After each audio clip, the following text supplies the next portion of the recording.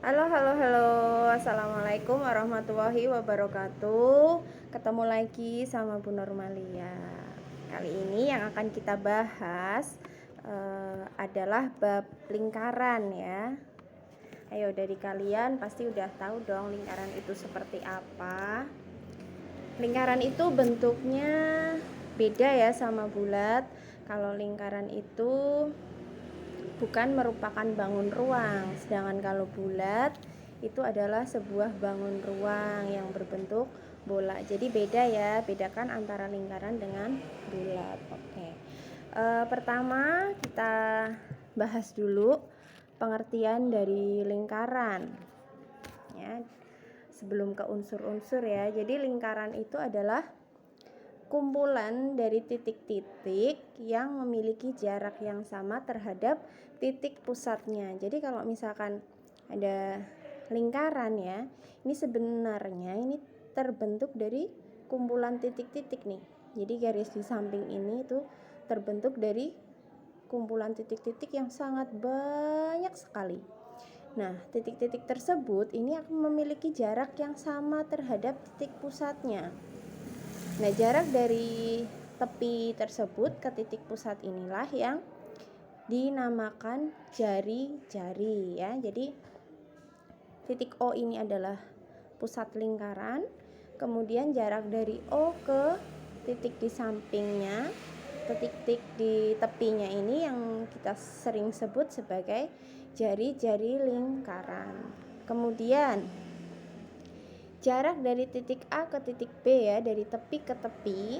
Nih, sekalian lihat di poin yang ketiga. Itu adalah 2 kali dari jari lingkaran ya. Nah, 2 kali jari-jari ini dikenal sebagai istilah diameter lingkaran. Kemudian garis lurus yang menghubungkan B ke D ya, B ke D ini disebut tali busur BD. Jadi menghubungkan antara titik di tepi ya, sesama dari jari-jari ke jari-jari, ini namanya tali busur. Kemudian daerah yang dibatasi dari tali busur dan juga garis selengkungan di samping ini namanya tembereng ya. Nah, B ke D ini garis selengkung ini ya, garis selengkung ini namanya garis busur. Jadi daerah yang dibatasi oleh busur dan juga tali busur itu dikenal dengan istilah tembereng ya.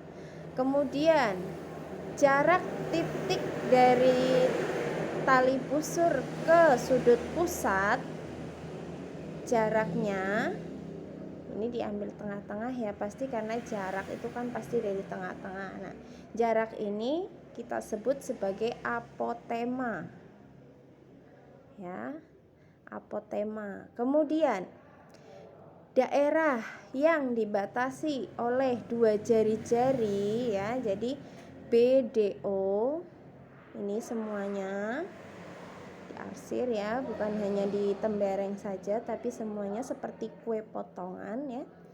Itu namanya adalah luas juring ya, dibatasi oleh 2 jari-jari dan 1 busur BD, ini namanya juring. Kemudian ya mungkin apalagi nih, juring sudah, tembereng sudah. Oke, mungkin itu unsur-unsur daripada lingkaran, yaitu ada busur BD, kemudian ada apotema OB, jari-jari OB dan OD ya, jari-jari. Kemudian A ke B ini adalah diameter. Kemudian daerah yang kita arsir terlihat ini adalah tembereng. Kemudian ada satu lagi, daerah arsiran keseluruhan ini ya, yang kayak kue dipotong nih, ini adalah juring, ini beserta temberengnya ikut, ini namanya adalah luas juring ya. Jadi itulah unsur-unsur dari lingkaran. Kita lanjut ya untuk mengetahui luas dan keliling lingkaran.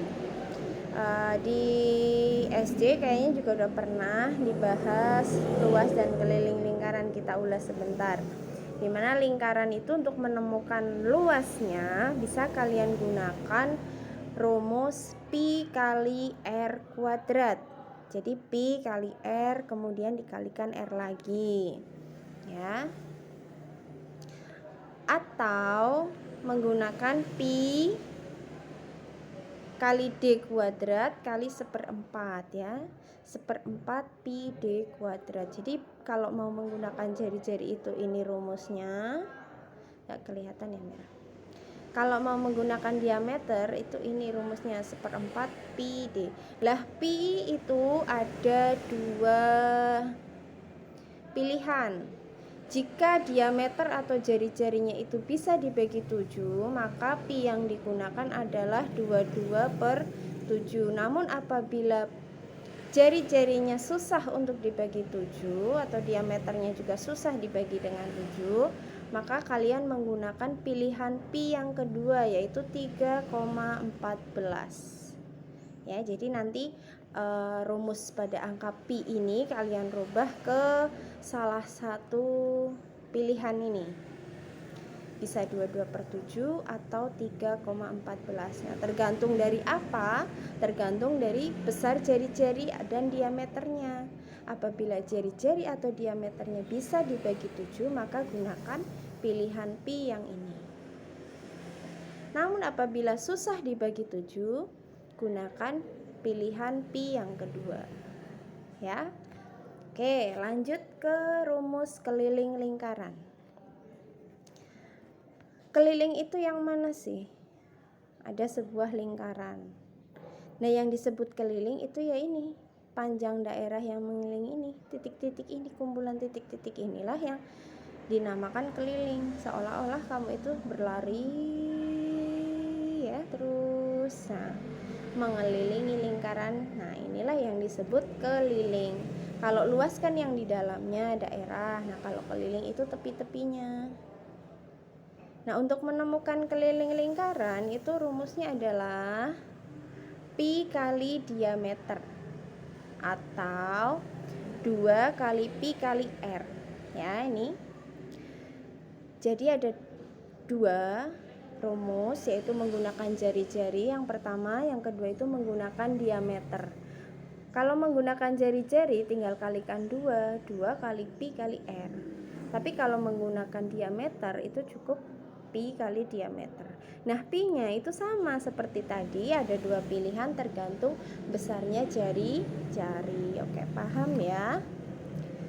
Nah, kita lanjut ke sebab berikutnya, yaitu menentukan hubungan antara sudut pusat dengan sudut keliling. Sudut pusat itu apa sih? Sudut keliling itu apa sih? Kenapa kok ada titik pusat, kemudian ini ada sudut pusat? Ada titik keliling dan ini ada sudut keliling ya.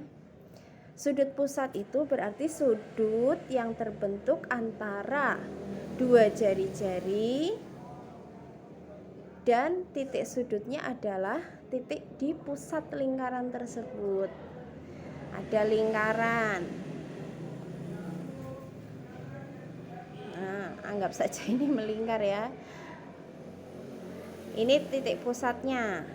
Titik pusat. Oh, lah yang namanya sudut pusat itu berarti sudut yang titik pusatnya itu berada di titik pusat.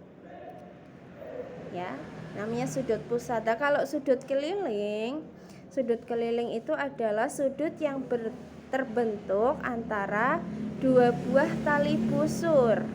Jadi ada dua tali busur yang terhubung bertemu di satu titik.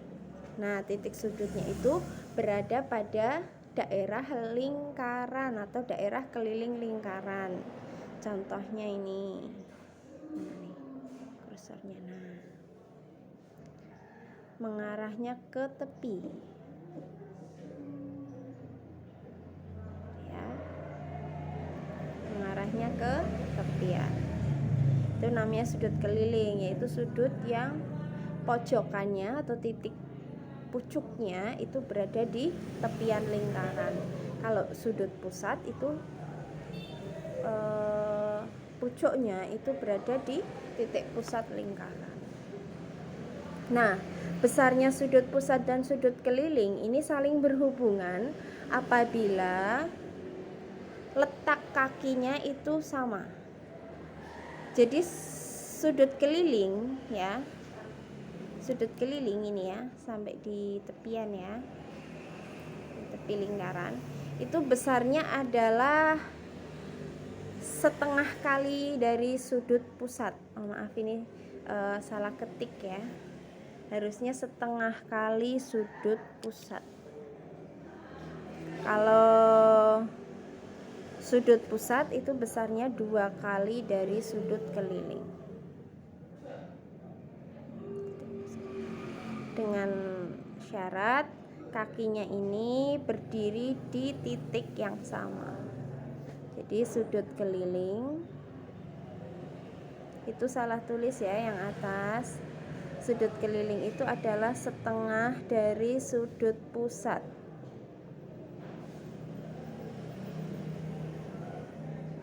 Kalau sudut pusat 2 kali sudut keliling ya. Ingat-ingat, sudut pusat itu lebih lebar dari sudut keliling, maka besarnya itu 2 kali dari sudut keliling. Tapi kalau sudut keliling itu setengah dari sudut pusat, tinggal dibagi 2. Nah, ini ada sebuah gambar yang menunjukkan besarnya sudut pusat dan sudut keliling. Yang merah ya, yang ditandai dengan merah itu menunjukkan sebuah sudut pusat. Di situ diketahui 60 ya. Kakinya sama di titik A dan titik B. Ada di titik A dan ada di titik B. Berarti ini satu kaki. Kalau satu kaki itu besarnya sudut keliling ya, yang ini itu setengahnya dari sudut pusat. Berarti kalau ini 60, berarti sudut kelilingnya setengahnya 60 berapa? 30 ya. Yang biru ini menunjukkan sudut keliling. Baik, kita ke contoh soal. Diketahui O adalah titik pusat lingkaran. Besar sudut AOB adalah, nah, yang diketahui sudut kelilingnya berdiri di kaki yang sama, titik A dan titik B. Berarti sudut pusat itu 2 kalinya. Sudut AOB sama dengan 2 kalinya dari 30. Berapa? 60 derajat. Gimana? Paham ya? Ini sekilas tentang sudut pusat dan sudut keliling. Nanti selebihnya kalian pelajari lagi, bisa di buku paket, bisa di LKS yang sudah dibagikan ya, atau bisa juga melalui internet. Jadi gunakan gadget kalian untuk belajar materi-materi biar lebih mendalam lagi ya memahaminya. Oke, mungkin itu saja untuk materi hari ini sebagai bahan latihan agar kalian lebih lagi memahami materi lingkaran, terutama sudut pusat dan sudut keliling ini. Coba perhatikan latihan soal berikut. Di situ sudah Bu Norma kasih ya, ada 3 nomor 1, 2, dan 3. Nah, kalian kerjakan ya. Nomor 1 itu ada A, B, C, nomor 2 ada A, B, dan nomor 3 ada 1 poin saja. Nah, kalian kerjakan semuanya di kertas atau di buku ya. Kemudian difoto. Setelah difoto, kirim jawabannya melalui e-learning. Ya, kalian sudah bisa kan mengirimkan jawaban berupa foto melalui e-learning. Tinggal insert image, kemudian kirim jawaban ya. Sebelumnya kamu foto dulu dong jawabannya. Setelah foto kamu simpen di galeri, buka e-learning, terus klik tugasnya ya. ya. Terus kemudian bagian jawab itu kalian klik dan insert image di situ. Oke ya, sekian materi hari ini. Semoga kalian bisa memahami dan mengerjakan soal-soalnya dengan baik. Sampai jumpa lagi di pelajaran matematika bersama Bu Normalia. Assalamualaikum warahmatullahi wabarakatuh.